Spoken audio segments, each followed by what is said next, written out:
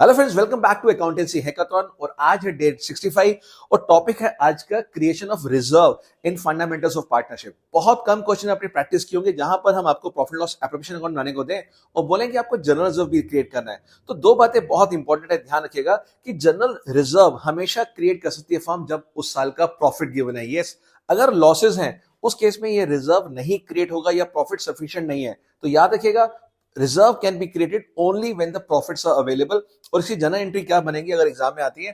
Profit and loss appropriation to reserve या फिर general reserve. अब इसकी अमाउंट कैसे निकलती है वो बहुत ध्यान से सुनिएगा, बिकॉज ये एमसीक्यू भी आ सकता है और 3, 4, 6 मार्क के क्वेश्चन में भी आ सकता है। सबसे पहला केस, मान लीजिए फर्म का नेट प्रॉफिट है 1,50,000 और जो एप्रोप्रिएशन है यानी पार्टनर्स को इंटरेस्ट ऑन कैपिटल, उसकी सैलरी और उसका कमीशन मिला के 18,000 देना है। और क्वेश्चन में मेंशन यहां पर कि 10% of net profit general reserve में ट्रांसफर करना है, यानी जो भी नेट प्रॉफिट है उसका 10%। तो ध्यान रखिएगा, नेट प्रॉफिट तो ऑलरेडी 1,50,000 गिवन है, उसका हम 10% दे देंगे। 10/100 इंटू 150, 15,000 रुपए। सिंपल। केस 2, अगर लिखा है 10% ऑफ डिविजिबल प्रॉफिट, देखिए यहां नेट प्रॉफिट था, यहां डिविजिबल है। बहुत से बच्चे कंफ्यूज होते हैं difference between net profit divisible. Divisible का मतलब होता है इस नेट प्रॉफिट से सारी की सारी एप्रोप्रिएशंस पार्टनर्स को दे दो। तो यहां 150 में से पहले 18,000 देंगे और बचा 1,32,000। इसका 10/100 करेंगे तो आंसर आया 13,200। ये अमाउंट हम ट्रांसफर करेंगे जनरल रिजर्व में।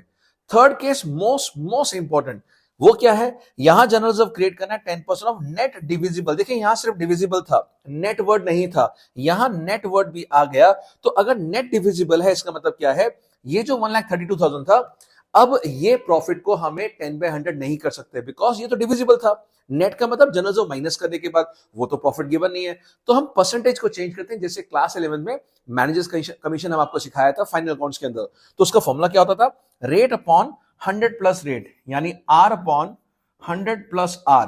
तो यहां पर 10/110 इंटू 132 और आंसर आ गया 12,000। तो तीनों केस बहुत ध्यान से करके एग्जाम में, बिकॉज ये कहीं ना कहीं आपको कॉमन मिस्टेक का पॉइंट होता है। तो ऐसे और भी अमेजिंग कॉन्सेप्ट के लिए डू फॉलो अकाउंट्स।